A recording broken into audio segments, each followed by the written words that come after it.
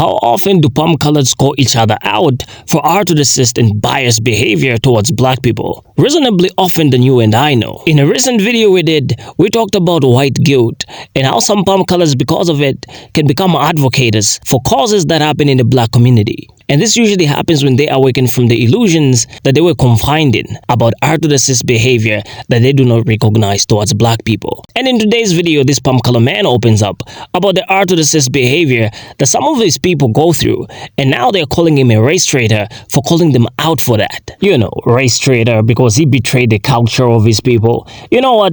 Let me just play you his video and some of the reactions that it sparked so that you and I can have this discussion as well. And you also tell me as we begin, what could be making palm colors such as this man that we're gonna see in today's video talk about these things and start rallying behind black causes? Is it white guilt or is it just something else? So I got called a race traitor by an old school friend the other day, which is an interesting experience if it's ever happened to you. For context, I grew up in South Africa, so my old school friend is one of the guys from my school who remained in South Africa. And I was talking about the necessity to be anti-racist, not just not race. And his assertion back was, we are now oppressed by reverse racism, and you should be proud to be white. I'm proud to be a white man. And I've got two things to say about this, really. The first is, how the f can you be proud of something that you had absolutely nothing to do with? It's like being proud of being tall or proud of having brown eyes. You had nothing to do with it. There's no pride involved in that, particularly because as a white man, you've never suffered from any disadvantage that you've had to overcome due to your race or your gender. And therefore, to be a proud white man is utterly nonsensical because there's no achievement in what you've done. And I'll come back to the South African context in a second. But as an aside, I wanted to say a person is perfectly capable of being a proud black man, because to step out into the world as a black man, for example, amongst other races, requires the overcoming of systemic disadvantages. So you have achieved something by living out loud as a black man. And so saying I'm a proud black man means something. Saying I'm a proud white man in the Western world is a meaningless and rather stupid and delusional thing to say. But I said I'd come back to the South Africa thing because I think it's important. Because there are many, many white people there who say that they are now the oppressed, that they are now suffering from reverse racism. And I say that's nonsense. For decades and decades, the white people of South Africa were the oppressors, particularly, of course, under the apartheid regime.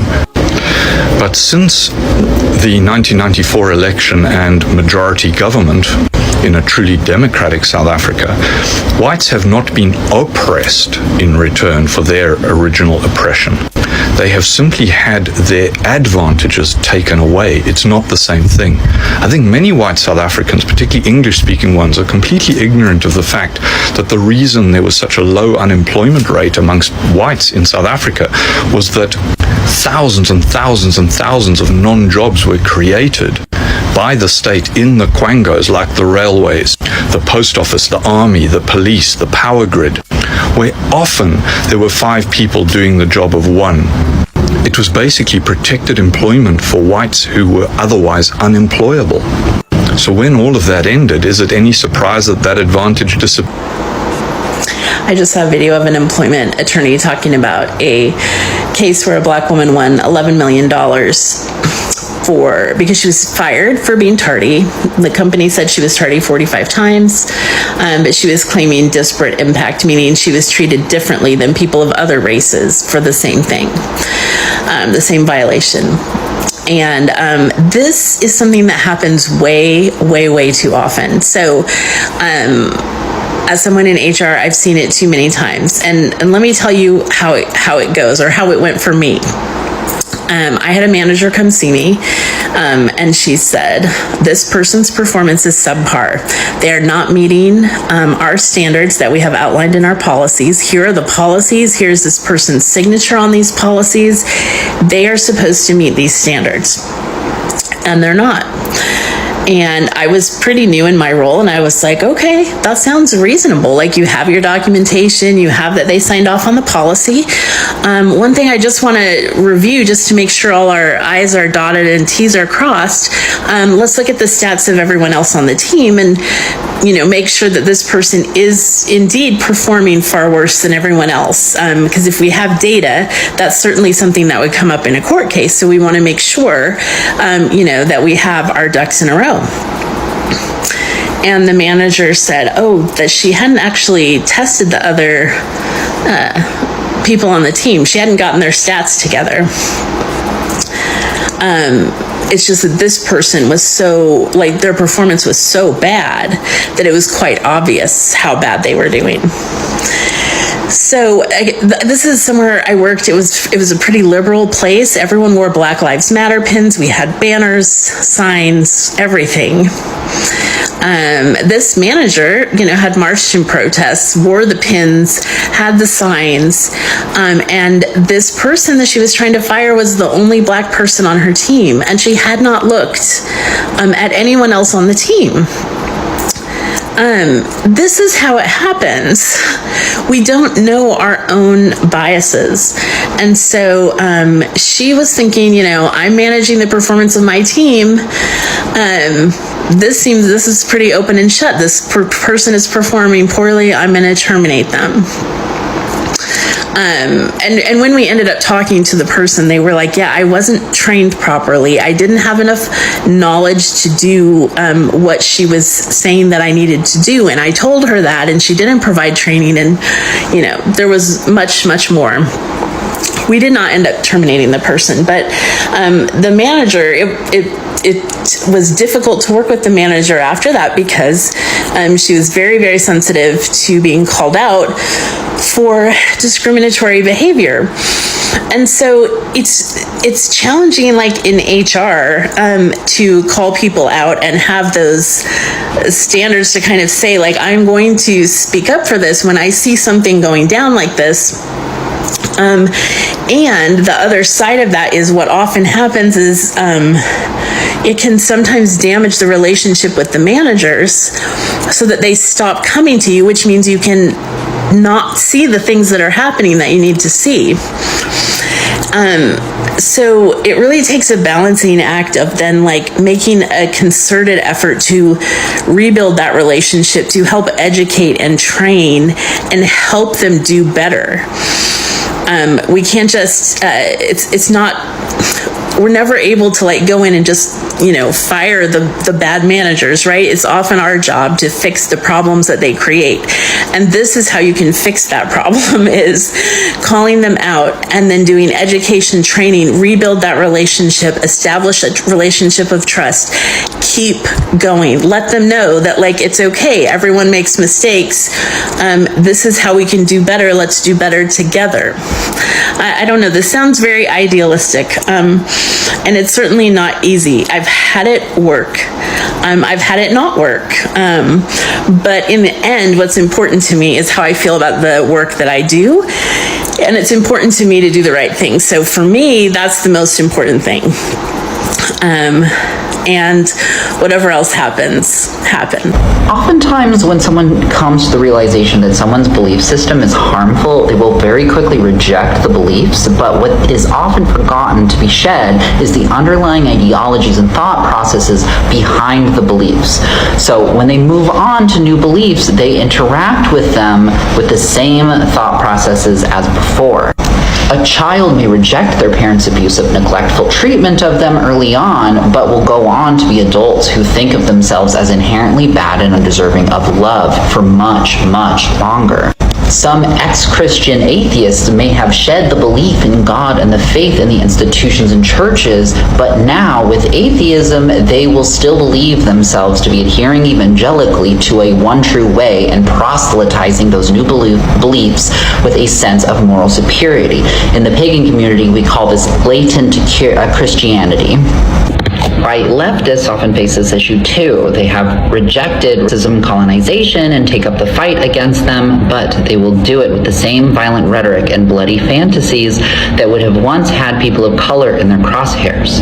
While violence is sometimes necessary in revolution, white leftists really need to sit with themselves and ask themselves if the power fantasies and glee and violence they express online is still anti-racist if it is informed from oppression. They need to ask themselves if the language of violence is one that they are fluent enough in, and if it is time to speak with a different tongue, especially considering that many of us were not always leftists. Some of you were only recently, as of the last couple of years, on the side of the movement and have literally only word swapped out who you are wishing which kind of violence against. The underlying thought process and ideologies are still the same. I want to challenge other white leftists to really ask themselves if the death of innocence is something to cheer, period. If swinging fists is truly the best way for them to specifically to envision lasting change, and if their violent rhetoric online actually separates them from the violent rhetoric of any other white person on the internet. This isn't about no violence ever, period. This is about white people asking themselves if they're really as anti-racist as they think. A bar over there that's Brazilian, Favela. We've got Pizza Americano, which if you're from Barnsley, it's an absolute stronghold of after a night out, everybody's getting a pizza from there. Owned by people who are not from Barnsley, foreign people. Soul Lounge, not British, not Barnsley.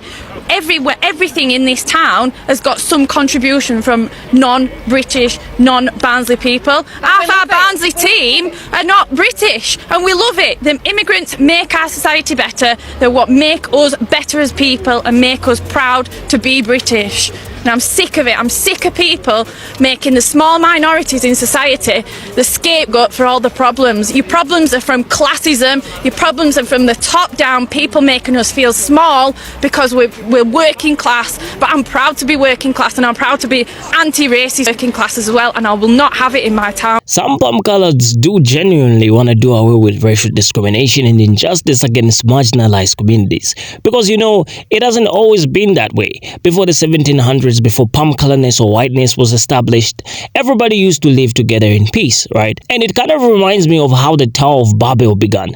When people started building this tower and God saw them and he feared that they were going to reach heaven, he kind of like dismantled their languages, right? He confused them, and that's how languages developed. But somehow that sort of correlates to the formation of palm-colorness when you think about it. Because when people were building their societies together, black, white, regardless of what ethnicity you were, then the people above realized that these people are going to reach us up here in heaven, if you may put it. So they kind of like confused the languages. That means they confused the races, right? Palm-colorness was established, and now we had black, white, we had everybody, we had separate groups of people. That is sort of like what really happened. Now, I'm not saying that wasn't God. I'm just saying that is the reason why Billy Carson has got all those speculations about who the elites are and what they want us to perceive them as. They want us to perceive them as gods, to fear them. That is the reason why we have religions today, because they established it for us so as to separate us and to marginalize us. That's another form of marginalization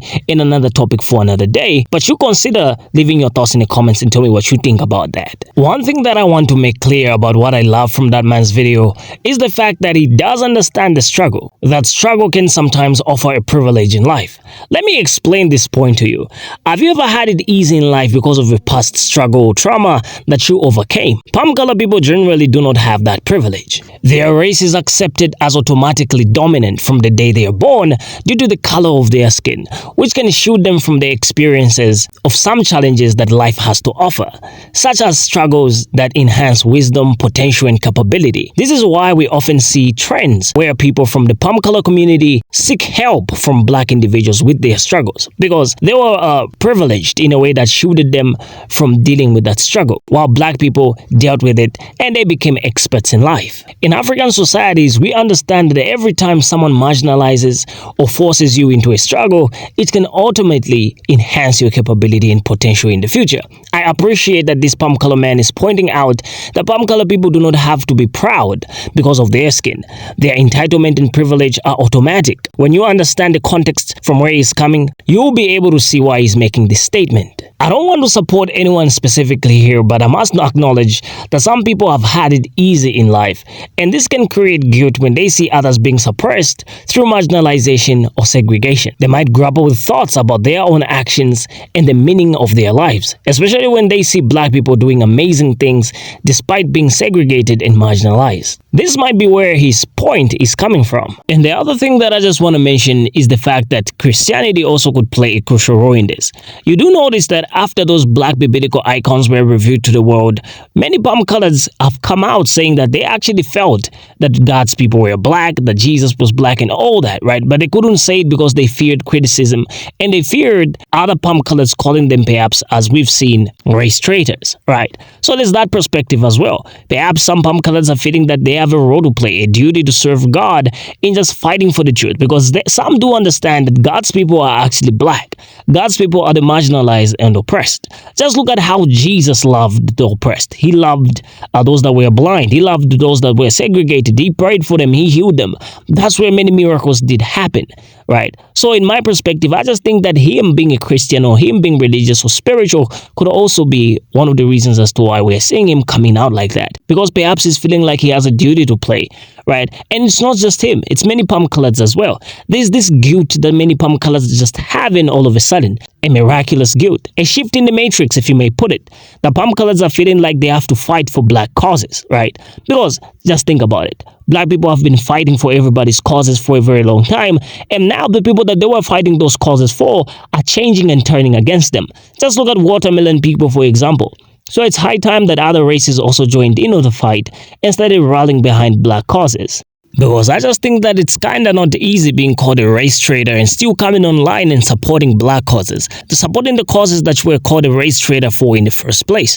So if you consider that and bear with me on this one, I think you'd also find it reasonably acceptable that this palm color man is obviously going through a shift in his perspectives, and that is the reason why he's expressing himself the way we've heard. And it's not just him.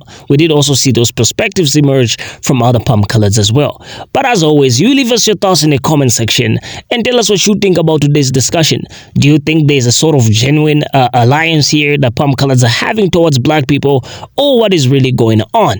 Is it the fear? Is it the guilt? Leave your thoughts in the comments and tell us. I will see you in the next video. You'll like, share, and subscribe.